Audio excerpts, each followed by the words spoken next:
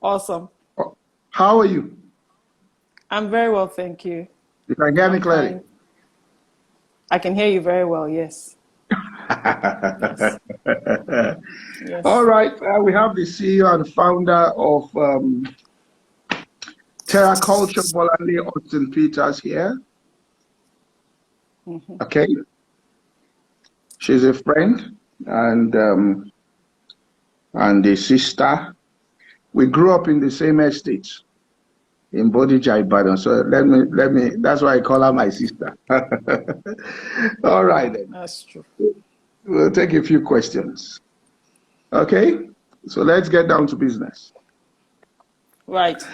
First question, because we pulled questions from people. So let me ask the Okay. first one.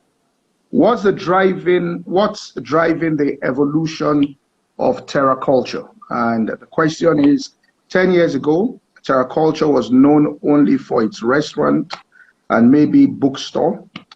But today, the brand is way more than that. What's driving that evolution? Every single time this person says, I go to Lagos and pop in there, it's a whole next level ball game there. And it's so interesting to see. So they want to understand what's driving the evolution of terra culture. Well, fantastic. It's nice to be here. You can see that I'm not very savvy with these things, but I'm trying. And it's always a pleasure to be at the platform, always supporting what you do. Brilliant job. So I'll start with that. Yes, so terror culture. I guess we've been evolving for various reasons. I mean, we started the journey 16 years ago. And when we started, the idea behind it all was just to project the best of Africa. And in doing that, when people say when they went there, I mean, to people, terror culture means different things to different people. Some people, like the writer said, it's about the restaurant. So some it's about the gallery, some it's about literature. But what happened essentially was when I started, I wanted to project the African identity, or basically Nigerian identity. And I asked myself, how best can I do this? And when I was writing the proposal, it started occurring to me that to project a particular person's identity or a group of people, the easiest way is to look at their food, their literature, their art. And somehow, a couple of years down the line, I realized that there was a lot we could do in terms of storytelling. Storytelling, because storytelling, like you and I know, is important in changing a people's perspective and also the narrative about a group of people. So I decided with Joseph, our general manager then, I just went and said, look, Joe, let's start supporting performing arts as well. And we opened up our space to performing artists for about 7, 8 years, free. And people thought we were crazy. Wow. But that act of giving was what actually generated an interest in me to go into production. So 7, 8 years of going to Terra every day, every Sunday, and watching performances, it somehow grew on me. And then voila, one day we started BAP Productions in 2013, and the rest is history. So it's been like constantly checking the space and seeing how we can project the Nigerian, the African narrative better.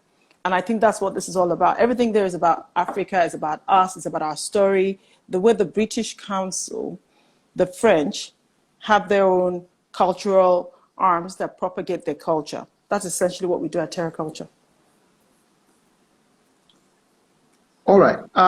So this person asks that how will you compare the experiencing of shooting a full-length movie with just a stage play? Well, you know, when we went into, like I said, theater for me is my first love. I did it for about close to about 8 years before we started our own production arm. And when we did movies, the first movie we did was 93 Days in 2014, I think, or 15. It was a completely different experience. But the commonality is the fact that they're all telling stories. You know, be it movies, be it stage, it's all about storytelling. There are a lot of similarities to the extent that you're dealing with people, the cast, the crew, all the people that work with it, similar, whether it's theater or stage. But I think for me, probably the most significant difference is the fact that stage is live.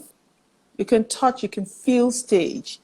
And the experience you feel when you're in theaters is, for me, it's not the same as being in a cinema. You know, you can feel the emotions. The audience is part of the production. You know, they clap, they laugh, they cry with you.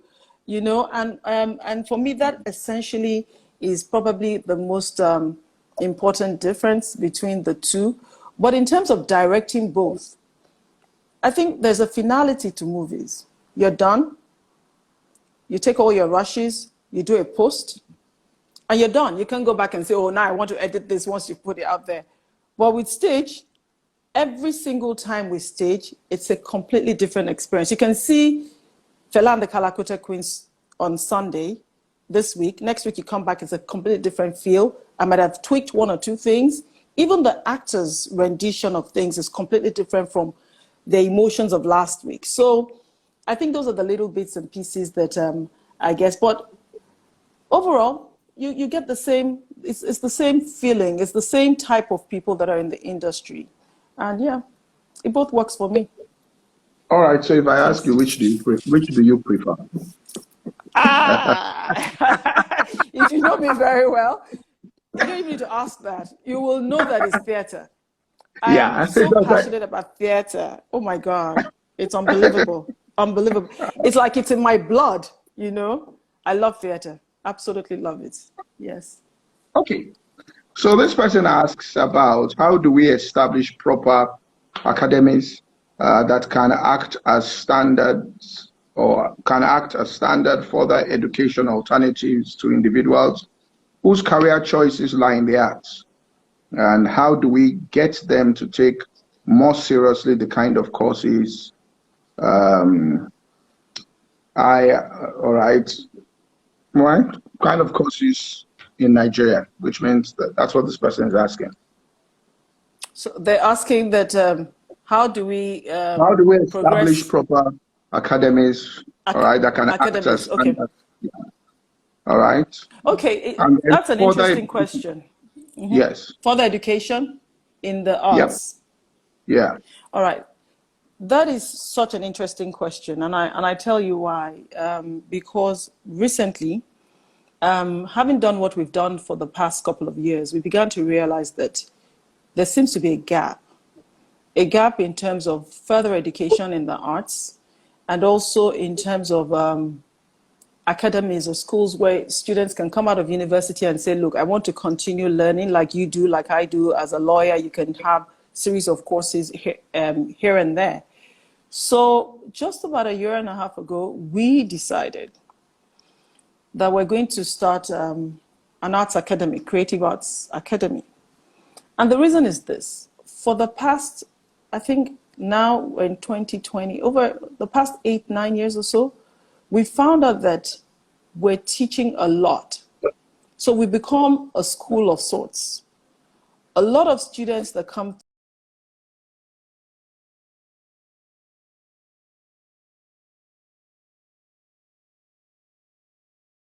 Nigeria now in lighting, in sound, costuming, hair and makeup. So we found out that we had become a school.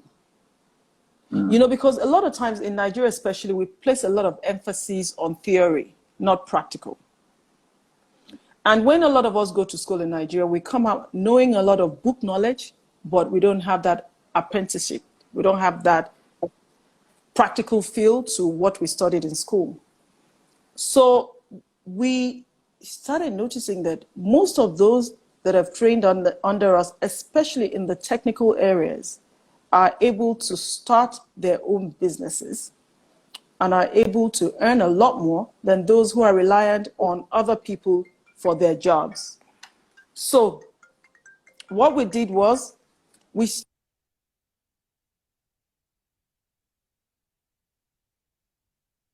the phone, apologies. So we started Okay. identifying. I hope we won't cut this off. I don't know how this works now. So we started identifying areas where we could potentially, the niche areas that we could start an academy in. And that's precisely what we've done now. So we're putting together, in partnership with two, I'm not going to tell you their names yet, but two probably one of the most prominent cultural art schools in Europe is partnering with us because the gentleman asked about the expertise and the experience required. So we've finally been able to find a partnership with one of the leading schools in Europe and also in Canada.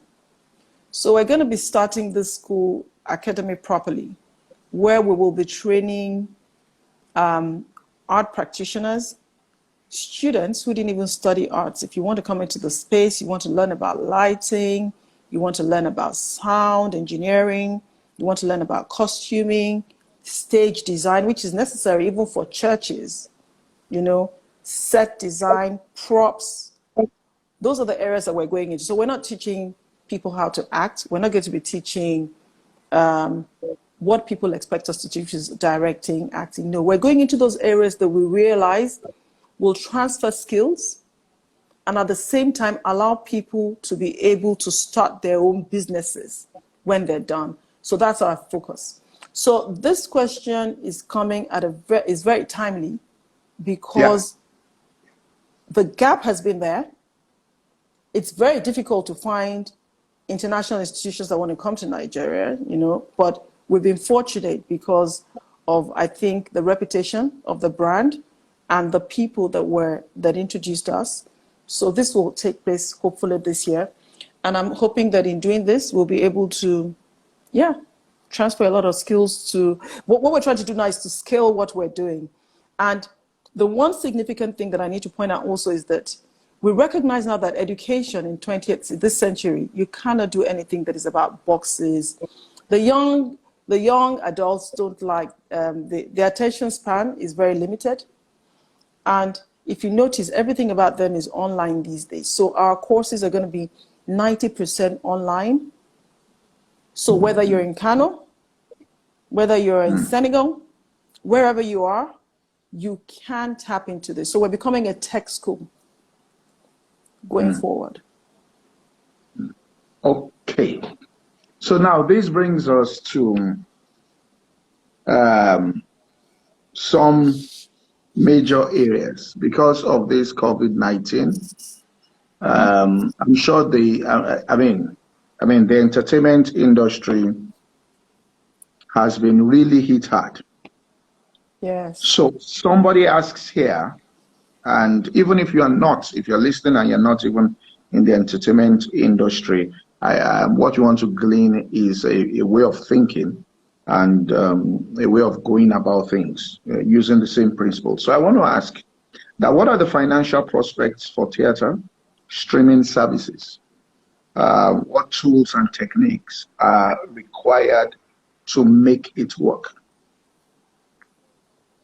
So I don't know if you were aware what happened to us. COVID hit us hard. I mean, it hit everybody. Yeah.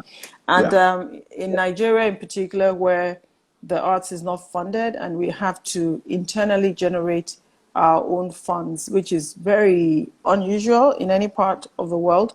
The arts is typically funded by some form of endowment or grants, but be that as it may, we're surviving. So COVID comes, and for the first time in 16 years, we had to shut our doors. And we're like, okay. And don't forget, Pastor Poju, that we're a social space. And this is not only terror culture. The arts in particular have been terribly hit because everything we do is about people. And the nature of man is that we want to socialize, like churches as well. They're social spaces. So our restaurant cannot function anymore. Our theater cannot function anymore. We cannot have exhibitions anymore. In short, terror culture shut. First time in 16 years. So we went back, we wept, and then we said, okay, what do we do? And interestingly, I have a group of friends that we all pray together, ladies. And in the past, Joseph and my team, we've all been saying, oh, let's record our plays for posterity so that we can archive them. But interestingly, in the last, I think the past 6 months or 12 months, we've been going on and about, you know what, we need to start showing these things to the world. They're all just sitting here. But don't forget that we only recorded these things for in-house purposes. So it was just lighting, sound was just not up to scratch. So my girlfriend said, BAP, why don't you show us some of these your plays now that we're all just sitting at home? We're all tired of Netflix. You know, it's the same thing, whether you like it or not, blah, blah, blah. She said, okay, I'll do it. So I reached out to my team and I said, listen, guys, can we begin to show our plays? Well, this is not nice, the recording. I said, you know what? We're going to show it. Whatever you have, let's start. We did it out of pure, just almost like idleness. There's nothing to lose, right? Let's do it. Pastor Porju, that's how we went online. Guess what? We streamed Fela and the Kalakuta Queens.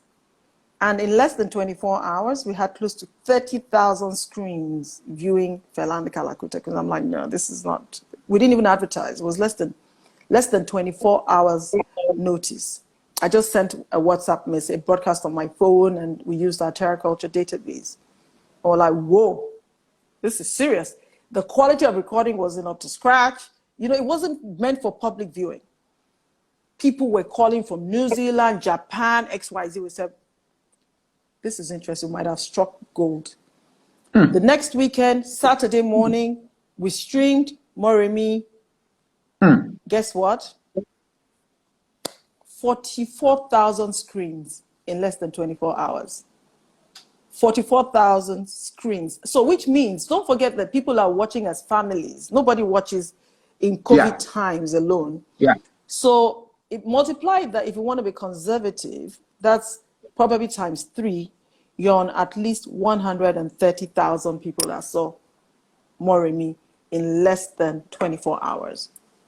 So YouTube reaches out to us, hey, let's start doing this together. We're loving this. We say, okay, you know what, guys?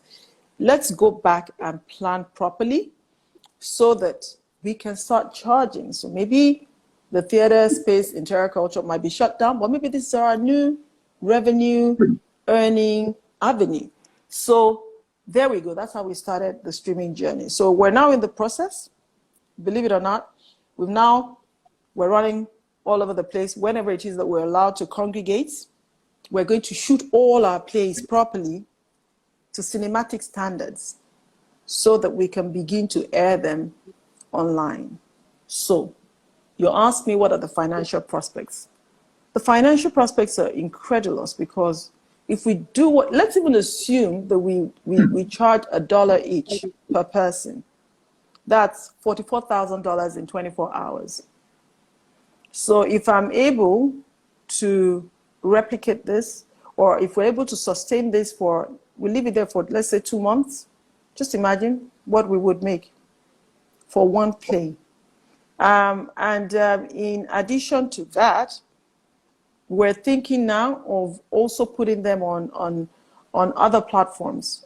So all the streaming platforms like Netflix, we're trying to see how we can package all our plays now. So that's additional revenue because you have them on the SVODs, you have them on YouTube, you have them on various platforms. There are Nigerian platforms that are springing up as well. There's Envivo.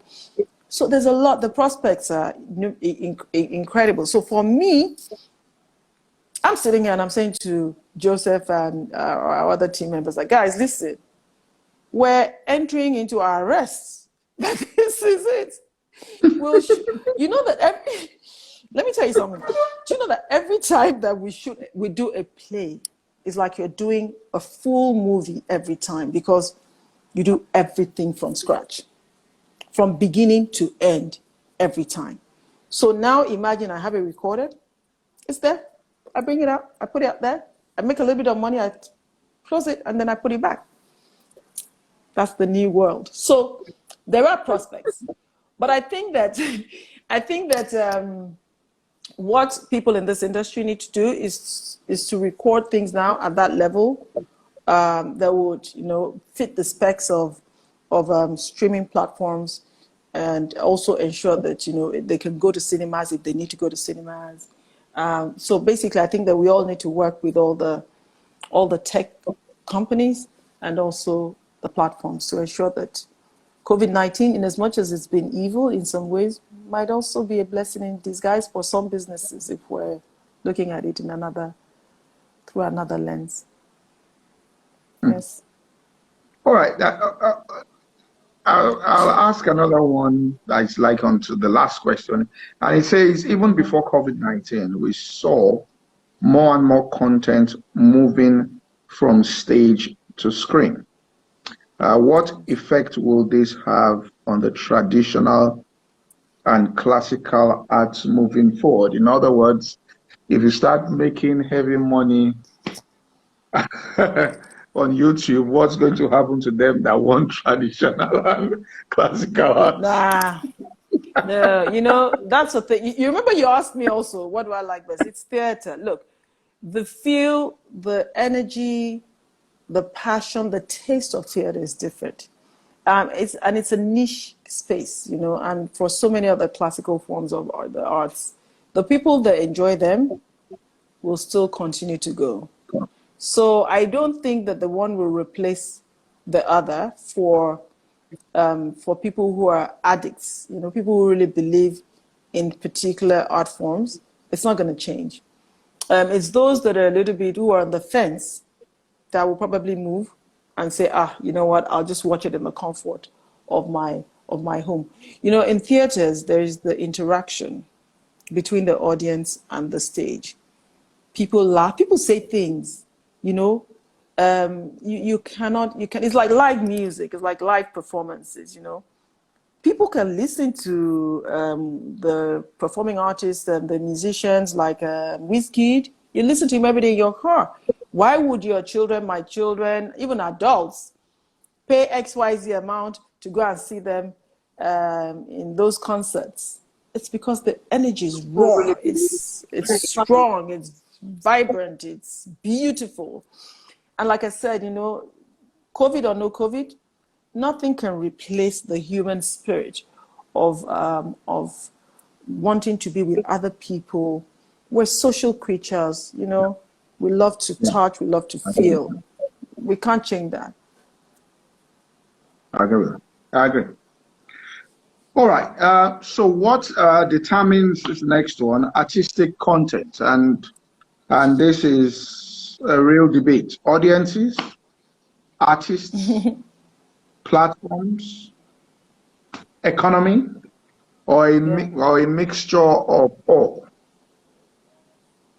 I think that if you're looking at content, you know, you cannot say that it's only the audience. You can't say it's only the content provider or the distributors. I think it's a mixture of the three. So typically, you find out that an artist that is creating content, like myself, I'm asking myself when I'm doing something, what will the audience like to see? It's not all about me, right? And in doing that, what I do most times is I sit back and I look at the work and I ask myself, if somebody was offering me this, would I really want to see this? If the answer is in the negative, I'm like, guys, forget it. Like we're writing a movie script now, and I'm asking myself, every time I take myself out of the picture, I put myself into the audience and I ask myself, would I want to watch this? What is funny about this? Or what is annoying about this? What is intriguing about this particular piece? So the artist invariably has to, at times, look at the audience in determining what he wants to do. At the same time, some artists can just be provocative and just say, look, I'm just going to do anything. I don't care. I want to be artistic. Even if people like it, they don't like it, then you're really, really independent and you don't care. And you're following your passion. So to that extent, it's the artist that is dictating the content, right? Yeah.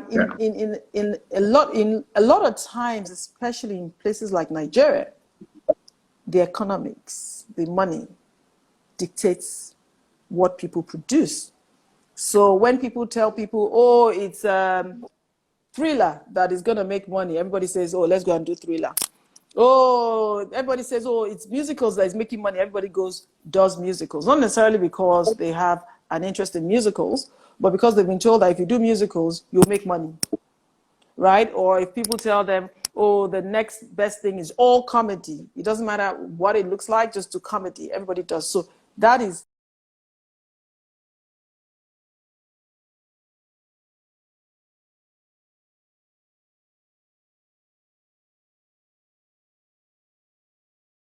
about the money. Money at times drives the content. And at times it's the platforms.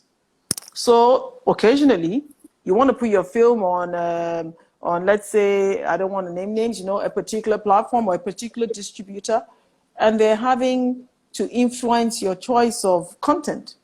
That happens. But obviously things like that would also kind of like taper down or taper out because society is changing, it's evolving. The more platforms we have, the more the decentralization of platforms.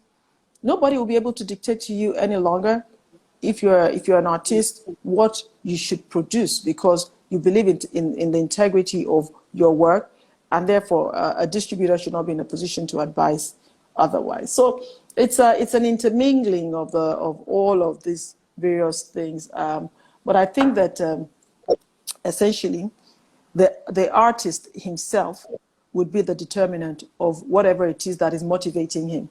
Is it about money? If I want to make money, I don't care. Some people will tell you that I don't care. As long as people are laughing, just do it. So it depends on what motivates you. So yes. All right. This question, you may have answered it. Maybe you might want to just add one or two things. This person asks and says they notice you are airing your live performances on YouTube. And how do you intend to take advantage of social media going forward? But I think you've kind of answered that. We've kind of answered it, but bottom line is we've done, again, COVID allowed us to sit back and reflect. So we were meeting 3 times a week as a team online. And we would ask ourselves, what can we be doing differently? What can we be doing differently? COVID does not mean we have to go to sleep. So innovative things came in. In fact, you would probably like something like this because, again, my team members came up with a monologue challenge, which we've never, it's a monologue challenge where people are told to just send in their monologues. You will not believe the incredible talent we have in Nigeria. Oh my goodness. Young actors just saying lines, acting. So we're going to have to prune it down to 10 best. We had over 100 plus people sent in monologues on Instagram, right?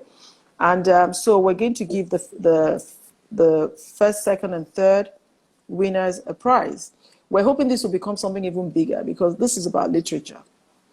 So this is something that is all generated on Instagram. And again, we had this kind of session that you're having with me with actors, popular actors. So one of our staff as well, she handles that and she's doing quite well.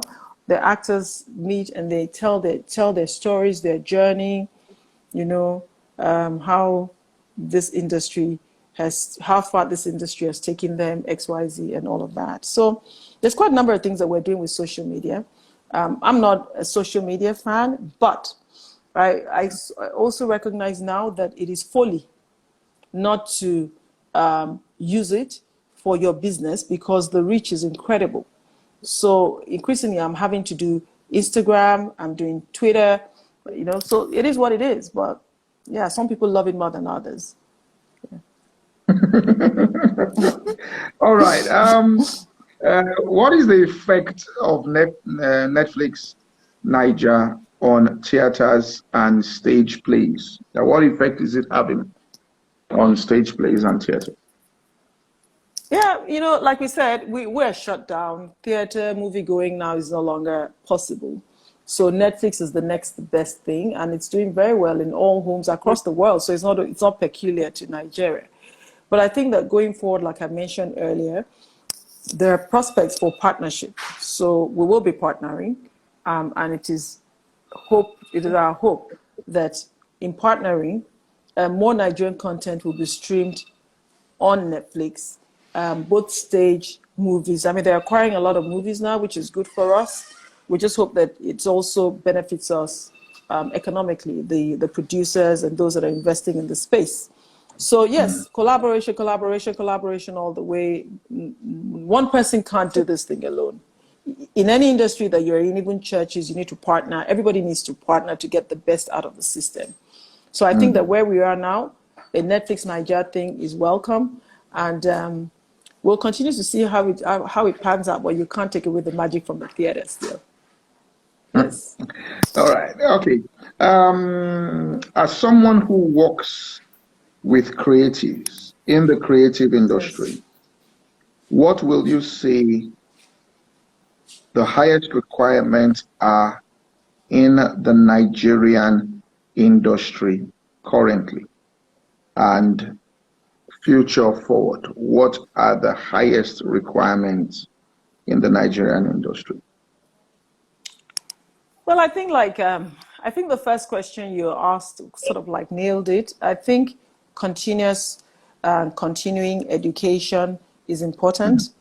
People need to continually hone their skills. They need to constantly upgrade. The world is fast changing, so education all the way.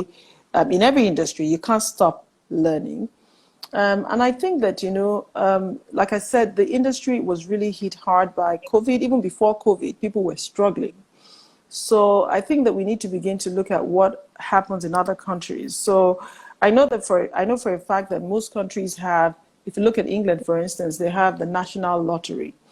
They have, in America, they have, everywhere you go, there's a system that sort of like supports the arts, because the arts plays a fundamental role in social cohesion, in making sure that cultures understand each other, so you can't do without us. So the truth is, there needs to be some form of endowment fund in place to make sure that artists benefit from this for their productions, as well as even for, there's a lot of aging artists in Nigeria. You hear a lot of stories about people that are ill. There's no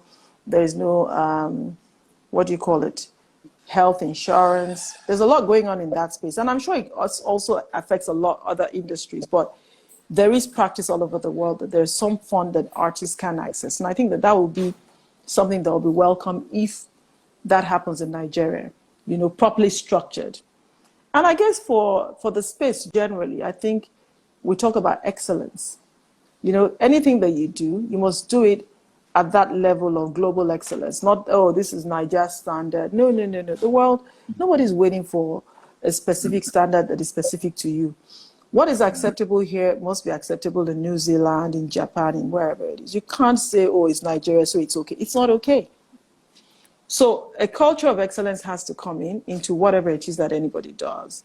And obviously the infrastructure, if the fund again would address things like infrastructure and what have you. So I think if anybody's to take anything from this, I would say excellence. We just need to up our game and ensure that our performances can rival anybody's from anywhere in the world. Okay. So someone asks, what 5 skills does the Nigerian creative need to acquire and build in this new dispensation we have entered post-COVID-19? So what are the 5 skills does the Nigerian creative need to acquire and build in post-COVID-19? I think that's a question for every Nigerian, in fact, the whole world, because at the end of the day, it's not specific to the arts. Everybody needs to come up with some inner strength that's going to sort of like push us through COVID and post-COVID. Specifically, like I said, I think it's not specific. It cuts across. For anybody in life, generally, you need to be strong. You need to develop yourself. You have to have that resilience. that whatever it is that you want to do, you have to apply yourself.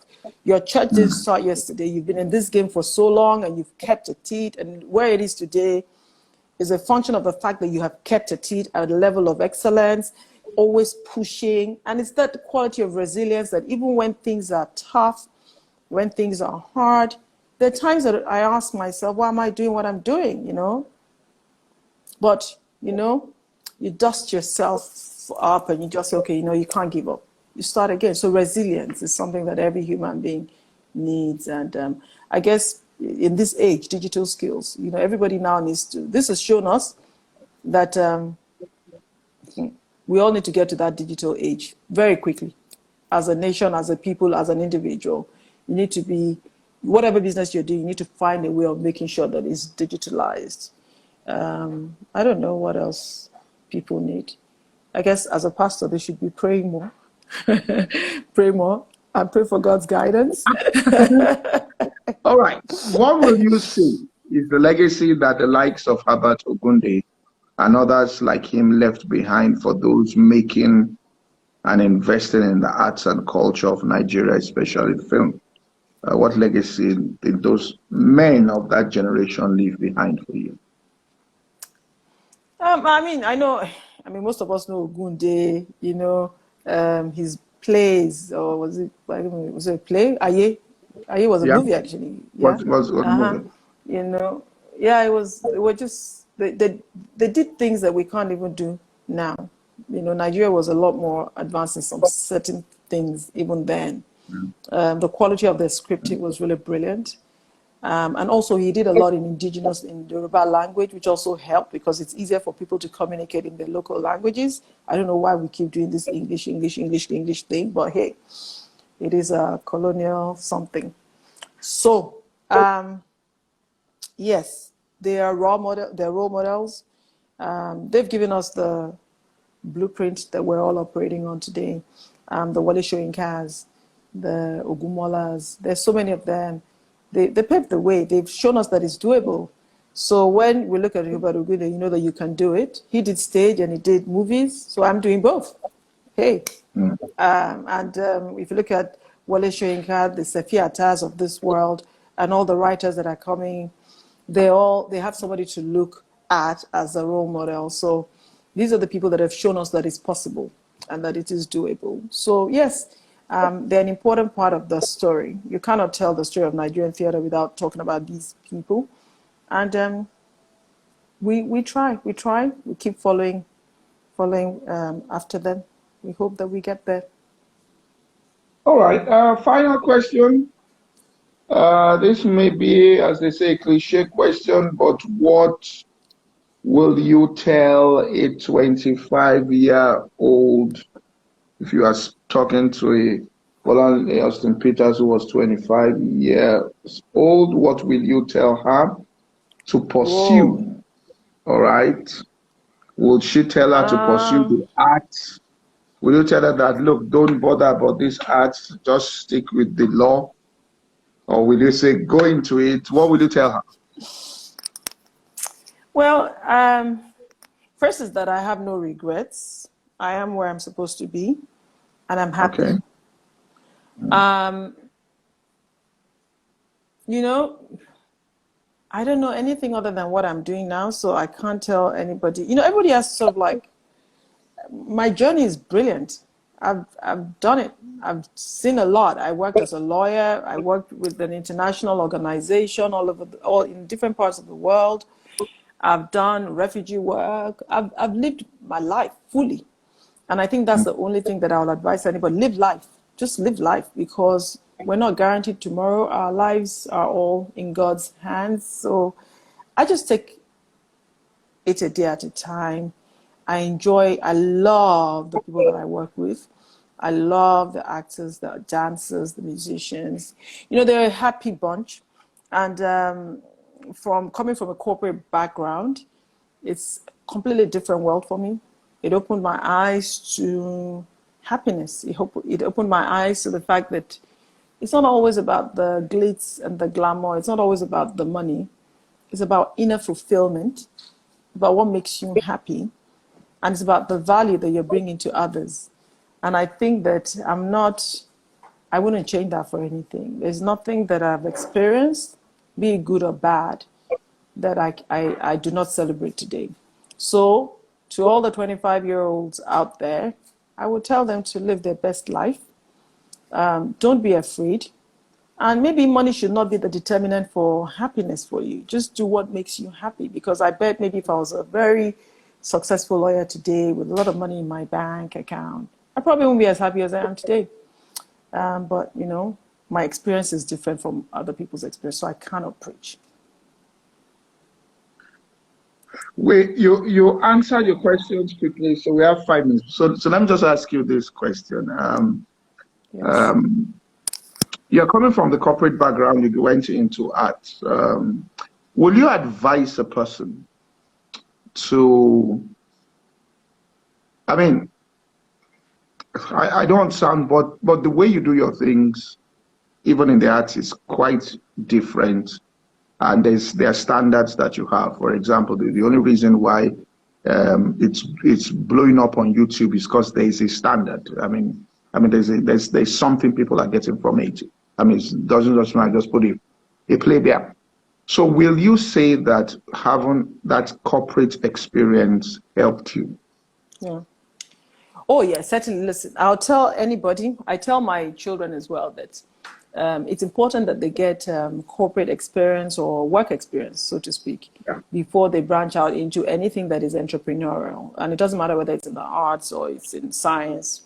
You should work with people because you get a lot of experience from working with people. So what happened with me, for instance, is I got administrative experience when I was in Ethiopia because I was in charge of the sub office. So I know how to run an office, right? In the field, I got a lot of project management experience when I was working with refugees. So I'm there, you're organizing the logistics of things. So from point A to point Z, the feeding, the social issues, you have to understand that certain things must be delivered, and they must be delivered because it's life and death.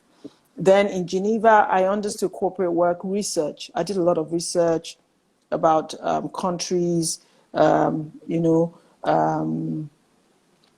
we did a lot of law, what do you call it, conventions, writing conventions for the United Nations as well. So again, that teaches me, I have a lot of legal background. So what I'm trying to say is you get varied experiences that you can pull into the business that you'll do eventually. So it's absolutely important that people get that corporate background or at least learn from other people before they choose to go and start their own businesses. So it helps a lot because see, the way I look at business in generally is that whether it's pin that you're making, pin as in, staple pins or whatever, or you're in banking, it's the same. The business is a business. It's only in Nigeria that people see a particular business as being mundane. When people in Europe or America want to do ordinary paper, anything, they take to that highest level of corporate governance. And that's the way we should administer any business, whether it's church business, whether it's housing business, any business must have that level of corporate governance across board. And that's what we did with Terra. So we brought corporate governance into arts, institutionalization. That's why we have partners today. We have Google as our partner. We have foundations as our partner because they see that you're an institution. And when you're an institution, people can go through the entire, gamut and say that, okay, what is your financials? You have your financial, you have your audited reports, you have your legal, everything is in place. So I think that's important. However, going to the issue of excellence. Excellence is a trait that you imbibe and you teach yourself. Nobody can teach you that. So there are so many institutions in Nigeria in different sectors. And you'll say, oh, this is what I want to deal with because they're excellent. It's because of the culture that they have imbibed. So that is a character trait that I always tell people. I may be fussy. I go on and on. Why is this? Those who know me that it's not out of a bad mind, but it's because I'm seeking for that. If you look at our productions, you'll see that from the shoes I'm finicky to the hair. Everything has to be perfect. If it's not, I'm offended because I don't like it when things are out of place. So maybe a bit, yeah, I think that's just something that I think is also lacking generally in Nigeria. We just say it's okay. It's not okay. Mediocrity is not okay. We cannot afford to be mediocre in anything that we do. Anything can be better, so we should keep pushing till it's better. So. Thank you very much. Let me just push my luck on one more question. You know, no. Honestly, there's something about you that impresses me, and I'm trying to get that click in you, and that's because, I mean, you moved into a place where the territory arts, I mean, from your background. How did you? Because I think it's still that same quality that or the way you process things, that you could identify the opportunity in YouTube, you could identify this. So in moving into this arts and waking up, opening Terra Culture, you know, I mean, how did you? I mean, you must have been scared at times that, this thing. This thing just will not Yeah. work. Huh? Yes. No, you're right. I mean, there are moments of doubt. Fear is human, but and I'm fortunate not because it's you, but we grew up in Ibadan, and I was very fortunate at a very young age. I conquered fear through the Bible. Okay. So Pastor Luby's church, Okay. Pastor Luby. So between the ages of 14 to 18, I was able to find myself as a person. And that helped me a lot. So that's why I could go into remote places all over the world, live by myself, and it didn't bother me Okay. because I developed my core. And that's why I keep telling children, even my children, that you have to find your faith. Your faith is what will build you and will help you through tough times in life. And it's not about Bible trotting. It's not about showing off. It's about knowing God. Nobody can give you that. You have to find God yourself. So I think that fearlessness comes from that thing of the Bible telling you that He has not given you the spirit of fear, but of power, love, and of a sound mind. And I remember my mom played a critical role in this. When I was younger, because I was always scared of the dark, and she would say, no, Bolanle, no. Okay, read these Bible passages. So it emboldened me. I became stronger, and we face challenges every day. In fact, even the backlash, even people attacking you, it's like constant now. So we're like, okay, it comes with the territory. And, when you talk to people that are older than you as well, my dad, I spoke with him, he was like, no, that comes with the territory. Success breeds enmity. And he also said something that I loved. He said, opinions are as many as there are people on the face of this planet. So if there are 10 billion people, there are 10 billion opinions. You cannot certainly be swayed by those opinions. So you do what you have to do. And just so long as your conscience is clear. So fear is the one thing that cripples people. And you cannot allow fear to cripple you. It's just not an option. That's the answer I was looking for. Thank you very much for spending 1 hour with us. We really appreciate this. Huh? Thank And you. even Thank you for having me. I glean things I will use in ministry. Just listening to you, I got some things I'll use in church work too. All right then. Thank you, Thank you so much. Pastor Opoju, for all that you do. Thank you for being a role model. Thank you so much for everything. God All bless right. you. Thanks, I say hello to your beautiful wife. Yes. she's watching. I can hear sounds from Awesome. upstairs. All right, she's listening to you. Awesome. All right then. Thank you so much. Ciao. Bye. Yeah. Bye-bye. Okay. All right, tomorrow, 7 p.m., we'll have Pastor Taiwo Odukoya.